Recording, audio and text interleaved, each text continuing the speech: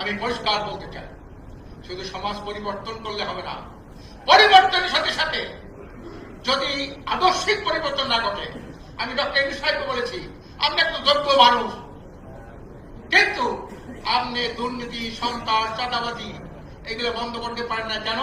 আপনি ব্যক্তি হিসেবে ভালো, কিন্তু আপনার নীতি ভালো না। নেতা ভালো, নীতি নাই, এই জাতির মুক্তি নাই। ভালো নেতা চাই, ভালো নীতি চাই, এছাড়া জাতির মুক্তি নাই। আজকের কোনদিন ভালো আমরা নীতি প্রতিষ্ঠা করতে পারি নাই। নেতা হয়তো কিছু ভালো হয়েছে, যেমন বিএনপি সরকারের আমলে ম্যাক্সিমাম মন্ত্রী দুর্নীতির সাথে জড়িত ছিল, কিন্তু জামাতের দুইজন মন্ত্রী দুর্নীতির সাথে জড়িত ছিল না। হাসিনা তাদেরকে ফাঁসি লটকাইছে, কিন্তু দুর্নীতির কোনো মামলা দিতে পারে নাই। ব্যক্তি হিসাবে ভালো, কিন্তু নীতি ছিল কি বিএনপি? এই দেশের ফ্যাসির সৃষ্টি বিএনপি কম করেছে, তার ধারাবাহিকতায় তারা এই কাজটা করেছে।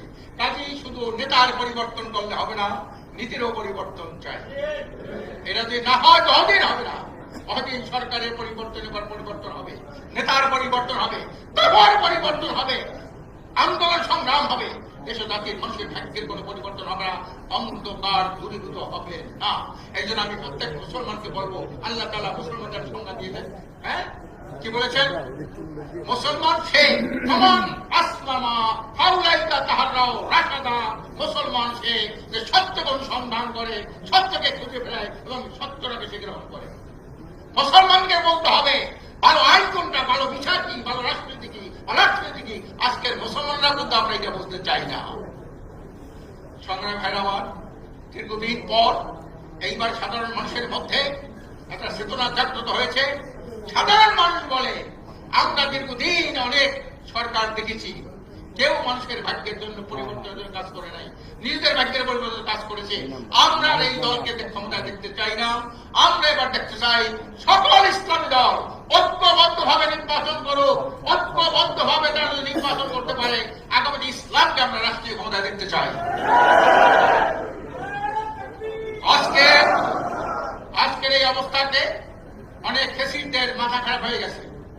অনেকে বলে জামাতের সাথে চরমোনার দীর্ঘদিন একটা বিরোধ ছিল, তারা কিভাবে আশ্চর্য হয়ে যায়।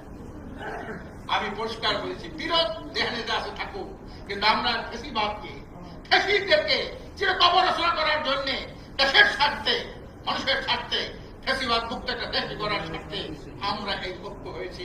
আমরা নির্বাচনী সমঝোতা করেছি, যেখানে জামাতের প্রার্থী ভালো থাকবে সবাই তাকে ভোট দেবে, যেখানে ইসলামের প্রার্থী ভালো থাকবে সবাই তাকে ভোট দেবে, যেখানে অন্যান্য দলগুলোকে ভালো প্রার্থী সেটা তাকে ভোট দেবে। এর নামে নির্বাচনী সমঝোতা।